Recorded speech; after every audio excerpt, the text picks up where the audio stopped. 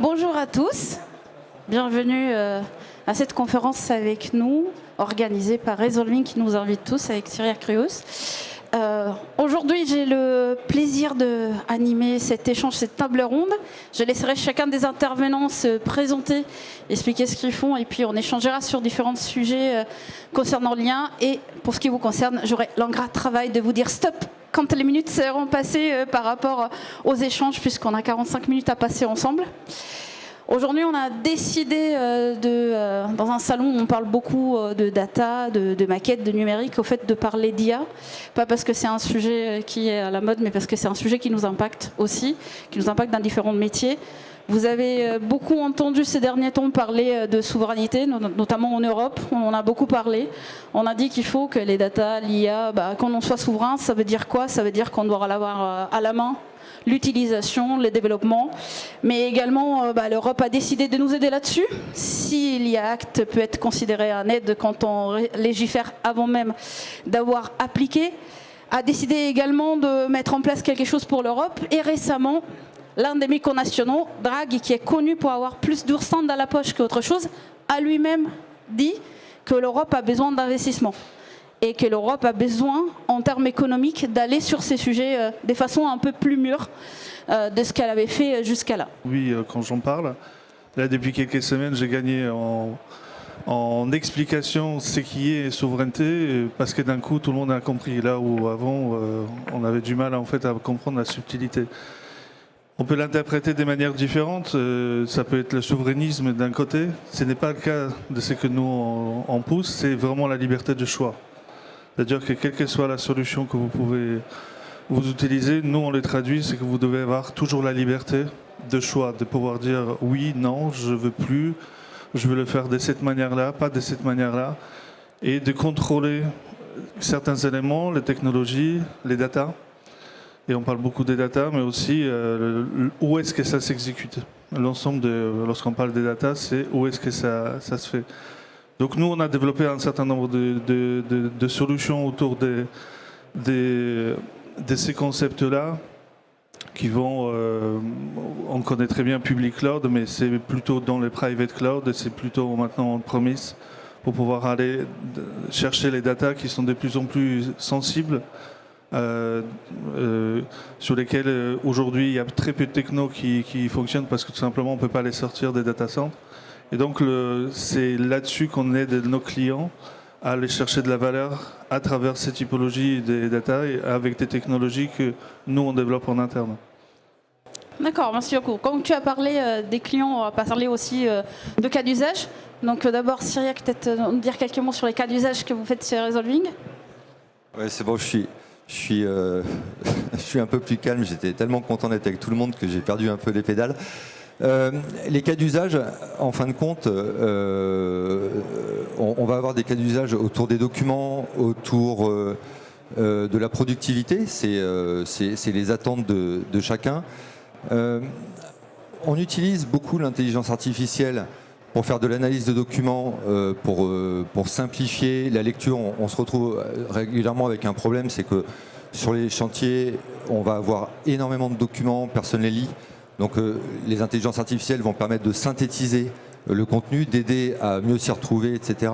Il va y avoir aussi des cas d'usage autour de la productivité pour rédiger des éléments, pour fluidifier les échanges. Et ce qu'on fait beaucoup de notre côté maintenant, c'est du transcript audio.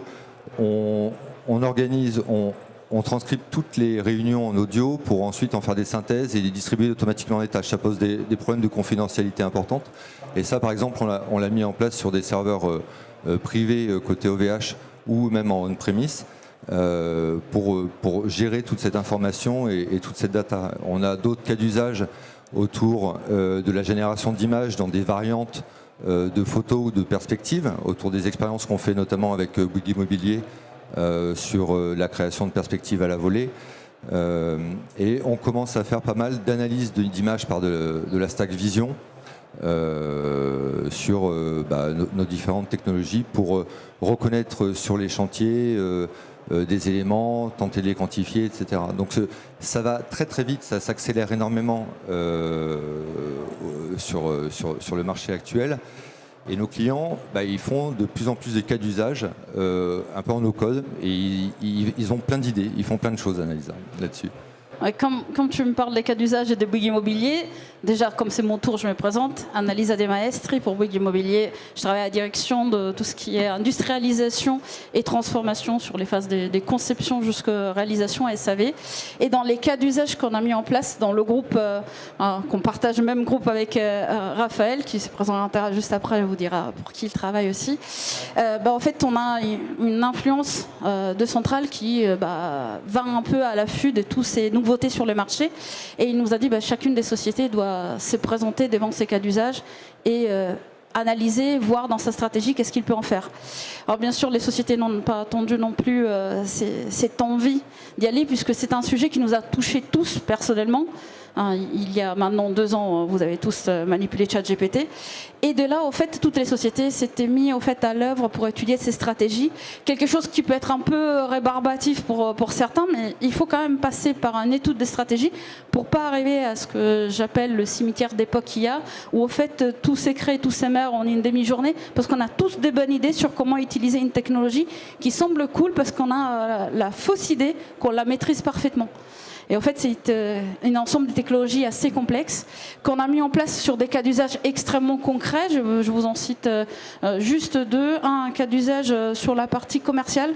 Grâce à l'utilisation des l'IA dans Salesforce, on augmente les capacités de nos commerciaux dans tout ce qui est compte-rendu récapitulatif des données par rapport à un client donné à un instant T. Mais également des cas d'usage sur tout ce qui est les achats. Sur la partie achat, par exemple, quand on reçoit un nombre important de devis, les devis ne sont jamais organisés comme nos systèmes sont organisés pour les analyser. Et l'IA nous a aidé énormément à, du coup, rassembler les informations pour après les cataloguer. Et ce qu'on a fait, et c'est ça aussi un point que je voudrais partager avec vous, c'est que ces cas d'usage, on les présente dans une stratégie, certes, mais on les présente en industrialisation de cas d'usage. Et on n'est pas les seuls à le faire. Je pense que Céline, tu peux en dire aussi sur votre travail et sur comment vous mettrez en place chez vous les cas d'usage internes. Oui, merci Annalisa. Donc effectivement, Céline Labrune, directrice innovation pour Bureau Veritas Construction. Donc effectivement pour Bureau Veritas Construction, l'IA c'est pas simplement effectivement une tendance, mais c'est vraiment une opportunité extraordinaire et un levier pour transformer, on va dire, nos activités. Donc forcément, l'IA, cette opportunité, elle s'accompagne quand même d'un certain nombre de défis qu'on doit relever.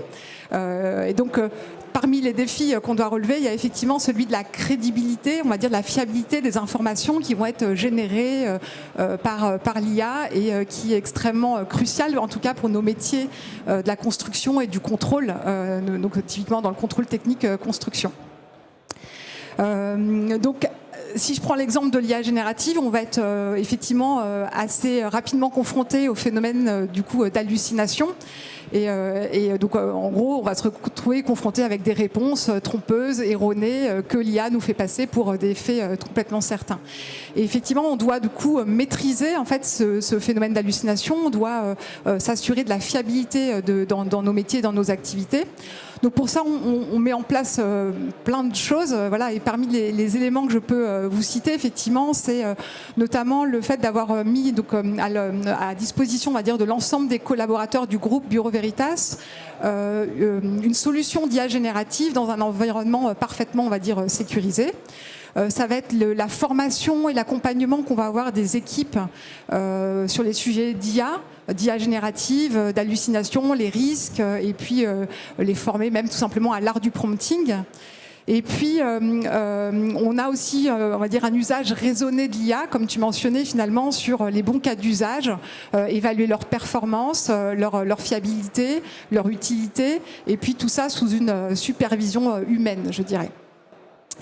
Donc juste pour continuer sur l'aspect fiabilité, il y a aussi effectivement un sujet qu'on est en train d'embarquer, un projet qu'on porte sur finalement l'évaluation des LLM en termes de crédibilité sur un référentiel de questions techniques et précises dans le domaine du contrôle technique. Donc l'idée effectivement c'est de pouvoir évaluer ces LLM au regard de ces aspects, de ces thématiques réglementaires, techniques dans nos domaines en tout cas d'expertise du contrôle construction. Donc un grand benchmark qui est lancé sur le sujet? Un grand benchmark qui est lancé sur le sujet. Et l'autre défi que je voulais mentionner, alors en fait l'IA pour Bureau Veritas Construction, l'IA générative, elle est déjà dans nos processus quotidiens, on va dire. Un exemple que je voulais donner, c'est effectivement le qui fait écho à ce que tu as dit, Cyriac, c'est sur effectivement on a déployé en fait du machine learning sur de la gestion intelligente des gros volumes de documents qu'on peut recevoir effectivement dans le cadre de nos missions et qu'on doit traiter. Et donc, effectivement, avec les connexions qui sont établies entre nos outils de production, les jets des clients. Et donc là, le fait d'avoir de l'intelligence dans cette gestion des documents, ça nous donne du temps pour nous recentrer sur notre métier, notre expertise et notre activité. Donc l'autre enjeu et l'autre défi majeur, pour faire court, ça va être effectivement on va dire la sécurité, la protection des données, parce qu'effectivement pour nos métiers, on est amené à manipuler un grand nombre de données. Donc il faut qu'on s'assure et qu'on préserve la fiabilité, la sécurité, on va dire, de ces données-là. Donc les nôtres, mais celles de nos clients également. Donc là-dessus, on a un gros travail là-dessus. C'est pas nouveau pour Bureau Veritas, c'est dans le cœur, c'est dans notre ADN, c'est vraiment dans notre cœur de faire ça. Donc j'ai cité tout à l'heure le cas de notre solution d'IA générative qui est dans un environnement sécurisé pour les données de nos clients et les nôtres. Mais voilà, on travaille effectivement quotidiennement dans nos politiques internes, dans nos usages de l'IA, dans nos pratiques pour cela. Donc en synthèse, l'IA a un levier extraordinaire et des tas de défis à relever pour assurer effectivement nos missions tout en garantissant sécurité, fiabilité, crédibilité. Ce qui est très intéressant, c'est que de notre côté, c'était positionné pour de la productivité pure. Là, tu portes le sujet de la crédibilité, de la sécurité. Ça, c'est pour des usages internes, mais en fait, les entreprises aujourd'hui vont aussi quelque chose à l'externe. On réfléchit à des liens pour leurs clients. Raphaël, qu'est-ce que tu peux nous en dire là-dessus? Merci Annalisa et bonjour à tous. Donc moi, je suis le directeur de Equance Digital. Le groupe Equance, c'est un intégrateur dans le monde du génie électrique, du génie climatique, de la maintenance. C'est un groupe dont l'actionnaire est Bouygues, qui représente à peu près 100 000 personnes dans le monde et 18 milliards de chiffre d'affaires. Et parmi ces 18 milliards, il y a à peu près 10% qui relèvent de l'intégration de solutions digitales. Donc les solutions digitales, c'est le monde de l'informatique industrielle, les automates, les robots, le monde de l'IT classique, le déploiement des réseaux, de la connectivité, et le monde de la donnée, donc tout ce qui est à la fois les données objets, les données BIM, et puis le traitement de données pour déployer des éléments de performance, notamment au travers d'intelligence artificielle. Donc nous, on fait des projets, et je vais vous en citer 3 pour illustrer un petit peu ce qu'on vit aujourd'hui. Le premier projet, c'est qu'on fait, c'est pour un industriel en fait qui fabrique des meubles. Un industriel qui fabrique des meubles dans les Landes, et lui, il voulait optimiser sa production. Dans ces cas-là, aujourd'hui, on a des technologies robotiques qui marchent très bien. Et donc, on a des robots qui vont créer des palettes en sortie, puis ces palettes sont envoyées à leurs clients. Sauf que dans l'ameublement, vous n'avez pas des paquets qui ont tous la même forme. Vous avez des paquets qui vont être petits, gros, qui vont avoir une forme de meuble et qui ne peuvent pas être mis dans un sens ou dans un autre. Donc vous avez tout un jeu de contraintes. Et donc là, ce projet, c'était à la fois de la robotique, mais aussi de l'algorithmie. Et donc en fait, on a entraîné une IA à être capable de proposer des optimisations du nombre de palettes envoyées sous contrainte de poids, de taille, d'équilibrage. C'est quelque chose qu'on a breveté, qui s'appelle le Tetris de la palette, et qu'on déploie maintenant par ailleurs. Donc ça, c'est un exemple de ce qu'on fait nous en tant qu'intégrateur à l'interface des mondes de l'informatique industrielle et de la data. Un autre exemple là, qui a gagné un prix récemment, c'est pour ça que j'en parle, c'est pour un client qui s'appelle l'Imprimerie Nationale. Il y a une groupe, c'est ceux qui impriment les filigranes sur les billets de banque, par exemple. Et aujourd'hui, l'impression de filigrane, vous avez un gros enjeu de fiabilité et de reconnaissance de défauts. C'est fait à la main.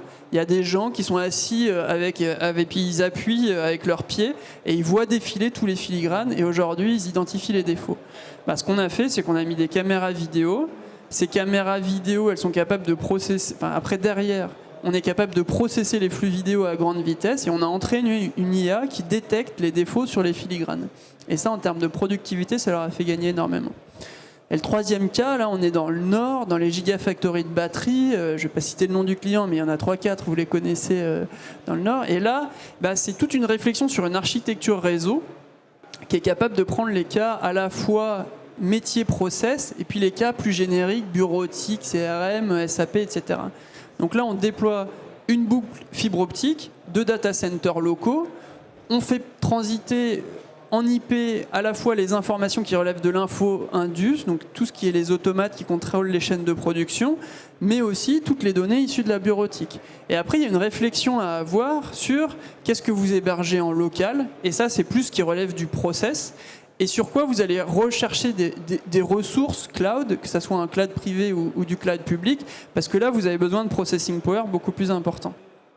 Et ensuite, là, le lien avec l'IA, c'est toutes vos données process local de vos machines. Là, c'est plutôt le domaine de ce qu'on appelle le machine learning, c'est-à-dire vous prenez des grands jeux de données historiques, des variables de température, de pression, vous essayez d'analyser des corrélations, vous essayez petit à petit d'aller vers du prédictif, pour au lieu d'avoir des rondes de maintenance qui sont cadencées, vous allez les faire en ciblant les zones sur lesquelles votre IA vous a dit qu'il y avait une probabilité de risque de panne plus important. Je cite ces 3 exemples à la fois pour illustrer notre métier, mais surtout pour faire le lien avec les enjeux dont on parle aujourd'hui. On voit que sur ces 3 sujets, qu'est-ce qu'on voit ? Sur des projets d'intégrateurs comme les nôtres, il y a de plus en plus de volume de données importants. Des données vidéo, des données qui sont des données process. Il y a un volume important. Deuxièmement, il y a des enjeux d'interface entre le monde de l'informatique industrielle et l'IT. Troisièmement, il y a des enjeux d'architecture à penser entre qu'est-ce qui doit être hébergé en local, dans des data centers locaux, qu'est-ce qui doit être dans des clouds privés, qu'est-ce qui doit être dans du cloud public selon le type d'application et leur sensibilité. Et le dernier enjeu, un enjeu de souveraineté, tout le monde en a parlé, mais tous ces industriels, ils sont aujourd'hui de plus en plus sensibles à la fois à ce qui se passe dans leurs données, les risques cyber associés, par où ça transite. Et donc c'est pour ça que nous, en tant qu'intégrateurs, face à ces nouveaux enjeux qu'on voit arriver, on a besoin de partenaires technologiques, notamment comme OVH, qui sont capables de nous aider à naviguer à travers ces enjeux. Je pense que Octave, ces 3 points, ils étaient tous pour toi, en fait. Donc, je te laisse donner ton point de vue sur les 3 points évoqués par Raphaël. Là, c'est au cœur des enjeux de nos clients. Typiquement, vous avez parlé un petit peu dans la chaîne des valeurs au niveau du bâtiment, de l'ingénierie électrique, climatique, etc. Il y a différents intervenants. Si l'un de ces intervenants n'a pas la notion de souveraineté ou utilise en fait les IA génératives publiques, l'ensemble des efforts qui sont faits par les autres, ils tombent à l'eau en fait.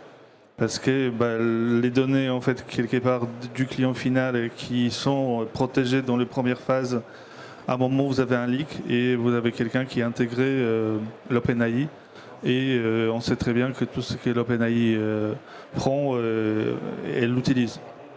Et donc vous donnez les données en fait à l'OpenAI pour qu'elle puisse être utilisée pour l'entraînement. Donc quelque part, la consistance de l'ensemble de la chaîne des intervenants elle est extrêmement importante et l'audit là-dessus est très importante aussi. Derrière, il y a aussi des enjeux, on voit sur les typologies des données. Il y a certaines données qui sont classifiées, certaines données comme les IP ou développement de la propriété intellectuelle. Vous avez ça dans les pharma, vous avez ça dans la chimie, vous avez ça dans le pneu, par exemple. Il y a énormément en fait de données qui ne peuvent pas aller dans le public cloud, d'accord ?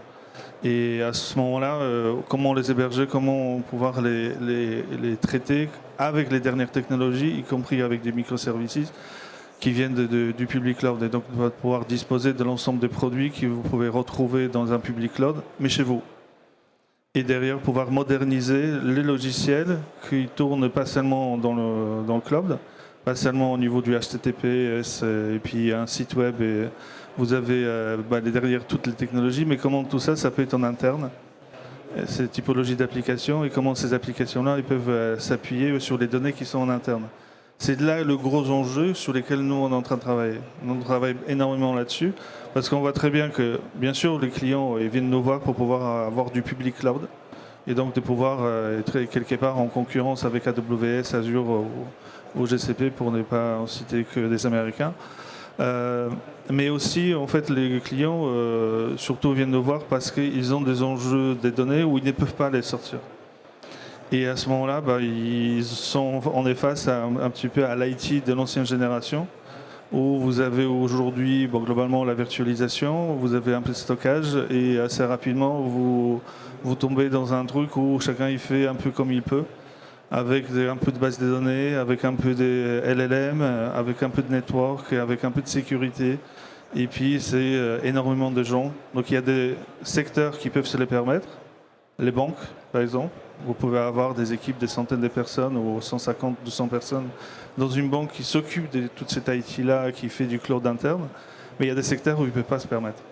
Ils n'ont pas cette masse critique du business pour pouvoir payer autant de personnes. Et là, ils sont un peu dans un désert technologique où ils ne peuvent pas avoir les dernières technos. Et du coup, il faut qu'ils bricolent. Ou ils ne bricolent pas. Et ils n'innovent pas.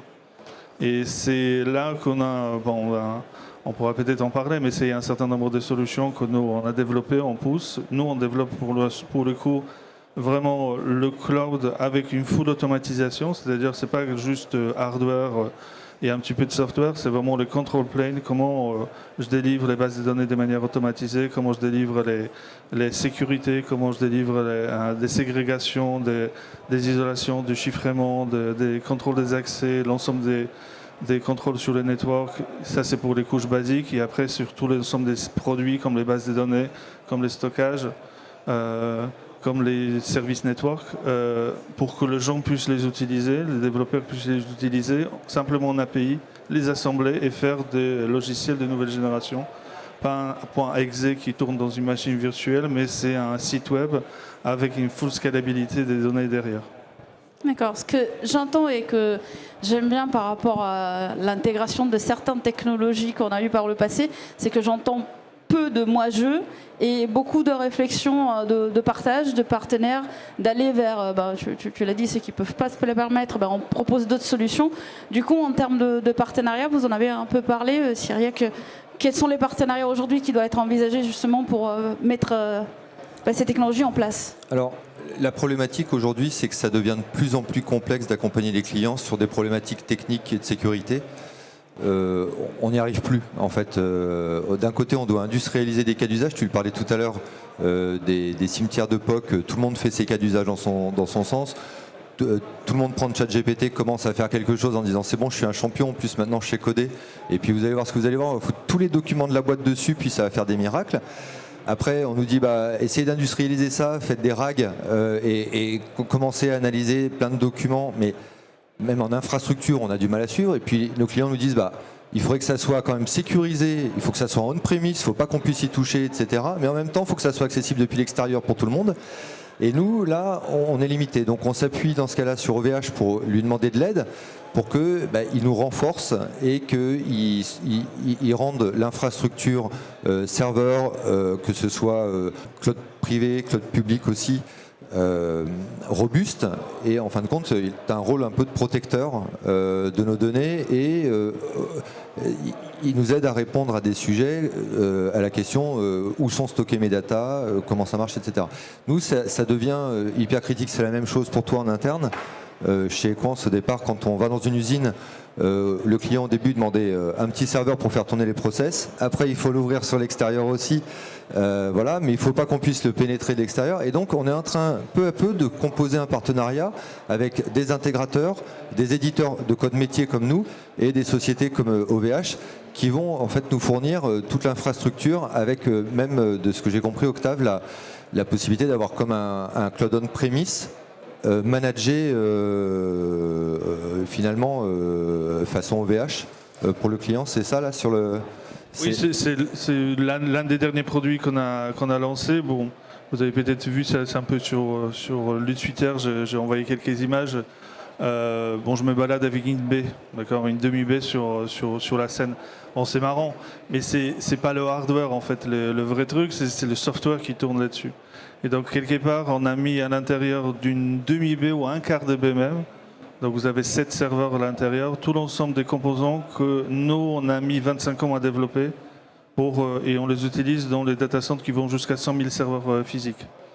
Donc là, on a réussi à les scaler down pour pouvoir gérer à partir de 7 serveurs. Toute l'intelligence, tous les 25 ans d'expérience, on a mis ça à l'intérieur de cet 1 quart dB. Et la magie fait que vous pouvez démarrer avec cet 1 quart dB, vous pouvez brancher une autre quart dB, une B, etc. Et tout se fait en live sans aucune panne. Et donc, quelque part, toute l'intelligence software qui est derrière, c'est ça qu'on a développé nous. Et maintenant, on rend disponible ça aux clients où ils veulent.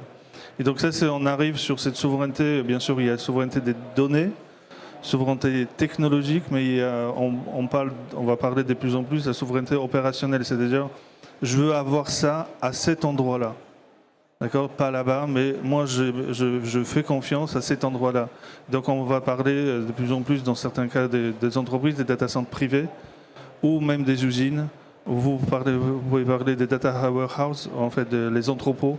Vous avez des superaides, vous avez des offices, vous avez des supermarchés, vous avez tout un tas d'endroits où ils ne peuvent pas aller. Donc, cloud public, c'est trop loin, les latences sont trop longues, les enjeux de fiabilité sont trop importants. Et donc, le cloud, il faut qu'il aille là-bas. Donc, l'une des offres en fait, qu'on a développées, qu'on développe, c'est justement le cloud qui peut aller là-bas, mais avec toutes les technologies embarquées pour qu'il y ait la sécurité, les chiffrements, les contrôles des accès, toutes ces choses-là qui sont chiantes, mais extrêmement compliquées à intégrer si vous voulez le faire comme ça de manière unitaire. Juste pour donner l'exemple, par exemple sur cette typologie des produits, c'est environ une centaine de développeurs qui bossent depuis plusieurs années.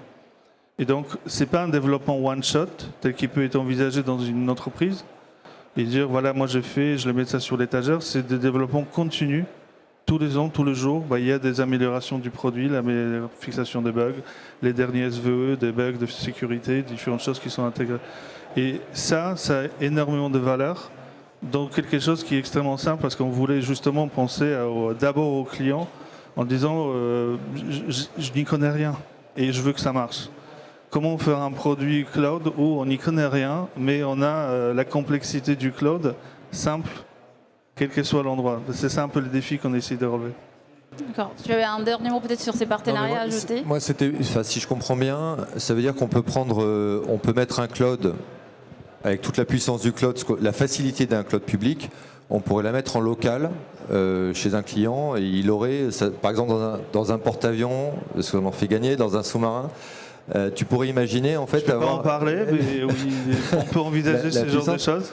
Parce que Jimmy, toi, c'est des sujets que tu connais bien, et ça veut dire qu'on pourrait faire tourner, tu peux faire tourner en open source des stacks complètes sur une infrastructure comme si elle était en cloud, comme AWS ou autre, et les clients pourraient installer plein de services, plus les tiens que tu proposerais sur l'étagère.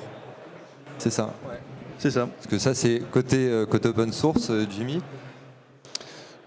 Ouais, donc moi je suis Jimmy, on vient de fonder une toute nouvelle start-up toute petite et notre approche, après avoir fait 10 ans de digitalisation dans la construction avec FinalCAD, c'était de se dire que prendre les processus métiers et les digitaliser un par un, c'était finalement trop long et qu'il fallait sans doute une approche beaucoup plus explosive, beaucoup plus rapide si on voulait changer la façon de construire. Et du coup, quand je suis sorti de FinalCAD, j'ai regardé une 50aine de chantiers. Ce que j'ai vu, c'est que des chantiers, c'est des projets, c'est des contrats, et qu'au final, tout le monde est sur Office 365, au moins la moitié de son temps. Et donc, peut-être qu'il fallait prendre ce sujet-là à l'inverse, et donc partir du papier. Et donc, on s'est dit, on va attaquer Word, Microsoft Word. Ils ont 1,5 milliard d'utilisateurs, on va peut-être réussir à en prendre quelques-uns. Et donc à partir de ça, comment on amène l'IA et comment on amène l'IA le plus vite possible pour ces personnes-là qui fondamentalement travaillent sur des données non structurées parce qu'ils passent leur vie à écrire des choses finalement structurées dans un document non structuré, et ben on va les aider à simplifier le logiciel. Donc on va prendre 3 éditeurs de texte, un éditeur de notes, un éditeur de Word de traitement de texte et un éditeur d'email de partage, et on va mettre des agents IA qui passent des notes aux documents, des documents aux mails et qui vont simplifier la tâche de tout leur processus métier. Et donc ça veut dire quoi ? Ça veut dire que tous les logiciels compliqués qu'on utilise, les ERP, les CRM, les Autodesk et compagnie qui ont beaucoup de tâches compliquées, finalement on pourrait s'en débarrasser, c'est-à-dire que ça pourrait être des agents qui remplissent les logiciels de données structurées proprement, des agents IA, et finalement l'utilisateur il n'aurait qu'une interface hyper simple de traitement de texte comme il a l'habitude de faire aujourd'hui. Donc ça, c'est notre approche. Ce qu'on a vu, c'est que sur l'IA, maintenant, il y a 3 points. Moi, je pense qu'il faut être frugal sur l'approche de l'IA parce qu'aujourd'hui, tout le monde consomme de l'IA. Ça bouffe du GPU, ça consomme à tout va. Et au final, on ne réfléchit pas à comment on consomme efficacement, comment on utilise efficacement les logiciels et les data centers. Et donc pour moi, il faut bien réfléchir, quand on fait des corrections orthographiques, on a besoin de quelque chose de très simple, très efficace, qui peut être complètement local. On n'a pas besoin d'un ChatGPT 4o. Et donc, comment on orchestre l'usage des LLM en fonction de la tâche spécifique qu'on doit faire, ça peut être le métier d'un éditeur qui apprend à consommer bien. Et ce que je vois, moi, chez les éditeurs américains ou les autres, c'est qu'aujourd'hui, ils doublent le prix des licences par utilisateur. Et donc je pense que là, le mouvement de l'IA dans le logiciel, il a un changement profond de business model. Il faut être beaucoup plus frugal, beaucoup moins cher. Il faut sans doute arrêter de consommer par utilisateur parce que chaque utilisateur consomme l'IA de façon différente. Et sans doute qu'il faut juste apprendre maintenant à payer à la consommation, voire payer au résultat consommé. Et donc je pense qu'il y a des changements profonds qui sont en train de s'opérer. Et nous, notre approche, ça va être d'être cheap, d'être pas cher. Et je pense que ça, pour la souveraineté, c'est quelque chose de nécessaire. On doit être pas cher pour être adopté massivement. Deuxième axe, moi j'ai bossé à DGSE pendant 5 ans, je faisais du chiffrage et du déchiffrage. On avait confiance quand des solutions open source. On ne peut pas prendre une solution qui n'est pas open source, sinon c'est pas transparent, on n'a pas confiance, on ne peut pas le prendre. Donc, pareil pour les LLM, je pense que le Mistral il va dans la bonne direction, DeepSeek aussi, on peut les utiliser en local, on peut les utiliser en cloud, c'est open source, c'est transparent, c'est génial. Et quand c'est private, moi j'ai pas confiance et ça consomme et c'est cher. Donc il y a quand même un problème. Donc pour moi l'axe de la souveraineté, je pense que la liberté c'est génial et l'axe open source, il rentre dans cet axe de liberté. Troisième point, c'est le local et le cloud, donc le mixte. Je pense qu'on a besoin de faire voilà, il y a des véhicules autonomes, il y a des drones autonomes. L'IA, tout ça va arriver dans nos terminaux, donc on a besoin d'amener de l'IA locale qui peut utiliser des mini GPU ou des mini CPU embarqués. Et donc il faut qu'on apprenne, nous, éditeurs de logiciels, à utiliser efficacement ces solutions mixtes, mixed, cloud ou on-prem, et des infras comme la tienne devraient nous permettre de les utiliser efficacement. Voilà. Merci beaucoup. Cette histoire de frugalité me fait penser que si on doit payer à l'usage, on va tous arrêter d'avoir des photos de studio Ghibli sur ChatGPT. Hein tous les plaisirs coupables de quelques-uns d'entre nous autour de la table. Hein mais effectivement, il y a une vraie question là-dessus, au sujet de consommation énergétique, si on va un peu plus loin sur les sujets. Et du coup, si on devait un peu mettre tout ce qui a été dit dans cette table ce matin dans un nuage de mots, on en ressortirait bien sûr tout ce qui est les notions de frugalité, d'open source, des démocratisations, de fait d'aller vers ses clients avec des approches différentes, parce que tout le monde ne peut pas se permettre une armada pour pouvoir accéder à cette technologie, à cette façon de travailler, des façons sécuritaire, mais également de pouvoir du coup faire converger ces différents métiers, qui soient opérationnels et des métiers également qui sont plutôt dans la tête, plutôt dans tout ce qui est informatique, et de pouvoir les industrialiser, les rendre crédibles, les rendre fiables. Et une fois qu'on a dit ça, puisque en fait on a le temps que chacun d'entre vous laisse une dernière empreinte dans ces tours de table, j'aimerais bien que vous nous faisiez chacun d'entre vous une dernière projection sur ce qui est la suite, en une phrase, un point de vue assez bref, pour que voilà, tout le monde sache vers quoi vous allez sur les prochains pas. Je vais peut-être commencer juste sur... je vais faire ça sur un peu de manière différente, mais l'IA, bien sûr, on voit un petit peu depuis 2 ans une accélération énorme, surtout de l'adoption. Juste prenez en compte que c'est tous les 6 mois, par exemple, des exemples de génération sur l'image. Tous les 6 mois, vous gagnez environ 20 points, enfin 20 fois en qualité d'image, tout en réduisant le coût et les générations du temps par 10. D'accord. Et donc ça, c'est ce qu'on voit actuellement. Cette avancée-là, en fait, la productivité des l'IA, il est en train d'arriver. Comment tout ça, ça va coïncider avec les investissements qui sont faits dans les IA, c'est une bonne question. Et ça, je laisse on sait qu'ils investissent des milliards dans les GPU, savoir comment ils vont le rentabiliser, parce que c'est exactement le point, c'est que la technologie, elle est incroyable. En revanche, les sommes et les chiffres d'affaires qu'on va attendre face à toutes ces technologies-là, ça va être un sacré défi de relier les deux. Donc quelqu'un perdra de l'argent, quelqu'un gagnera beaucoup d'argent. Nvidia, bien sûr, il gagne énormément d'argent. Le cloud provider, pas mal.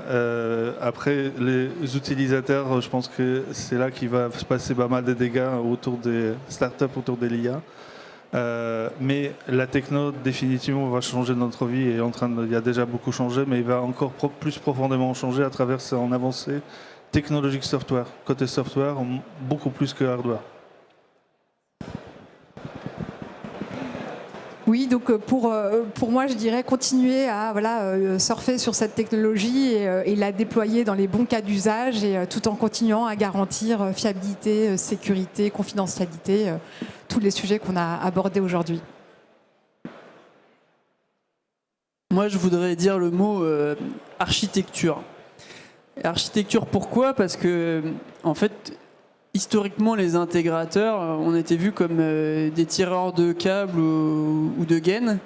Et Octave l'a bien dit tout à l'heure, en fait, les métiers, surtout chez nos clients industriels ou opérateurs d'infrastructures, ils sont énormément digitalisés.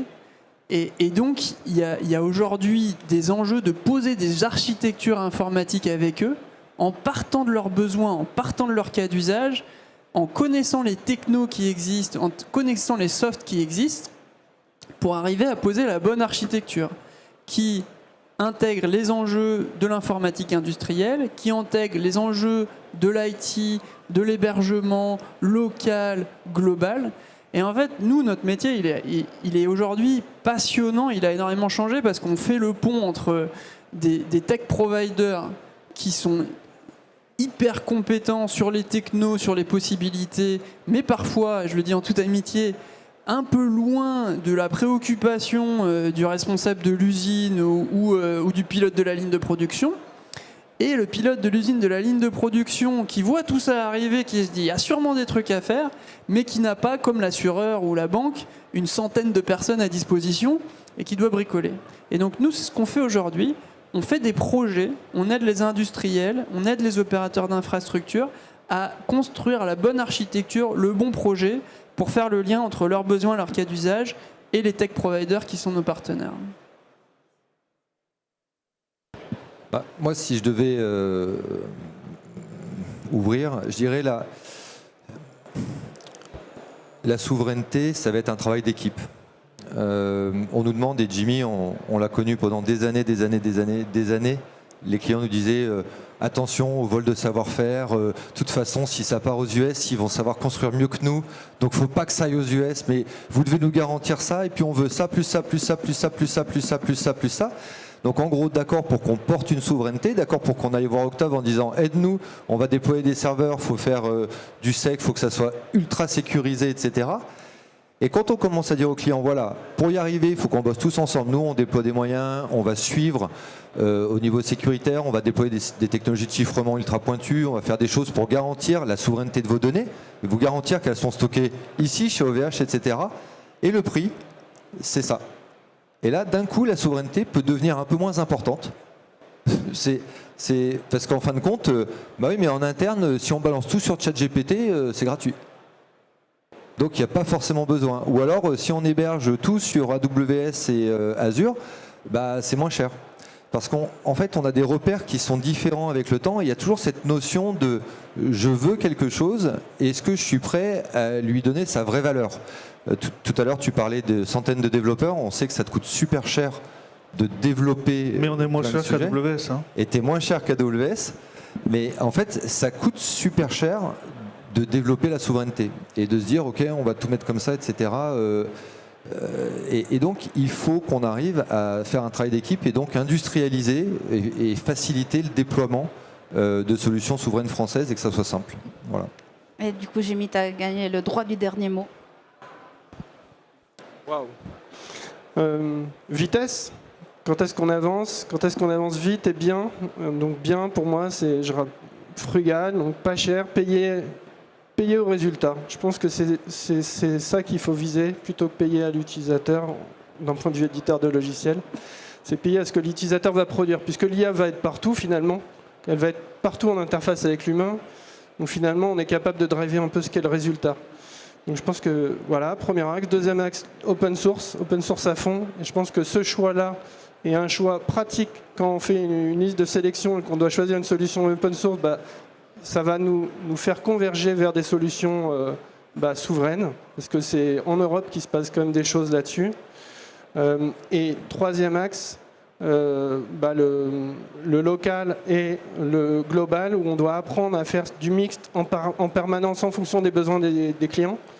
Et ça, plus vite on se rapproche de la personne qui exécute, la personne qui travaille concrètement, plus vite on approche sa solution en local, le mieux c'est. Voilà. Et je pense que ces trois axes permettent de mettre de la souveraineté concrètement à travers trois choix. Voilà. Merci beaucoup à chacun d'entre vous d'avoir partagé votre expertise et aussi Merci tout pour ce que vous faites l'invitation. dans le métier. Merci à Cyriac pour toute cette organisation. Et comme on ne parle pas qu'il y ait des machines, mais un peu d'humain, et comme ce matin m'ont rappelé mes collègues ici, on vient de se prendre quelques taxes un peu importantes au niveau international. Je vais conclure avec le mot d'un Français qui est très contemporain et qui a exprimé, comme vous l'avez entendu, certains des sujets qu'on a vus ici, c'est-à-dire l'ouverture au commerce et surtout aux bonnes idées. Et c'est contemporain, c'est Victor Hugo qui nous a rappelé que les seules batailles qu'on doit combattre aujourd'hui et mettre en place sont celles pour avoir des bonnes idées et des idées dans lesquelles on partage, on travaille en commun. Et c'est un peu aussi le message qui est passé sur tous les partenariats et sur toutes les perspectives qu'on fera ici ensemble. Merci beaucoup. Merci.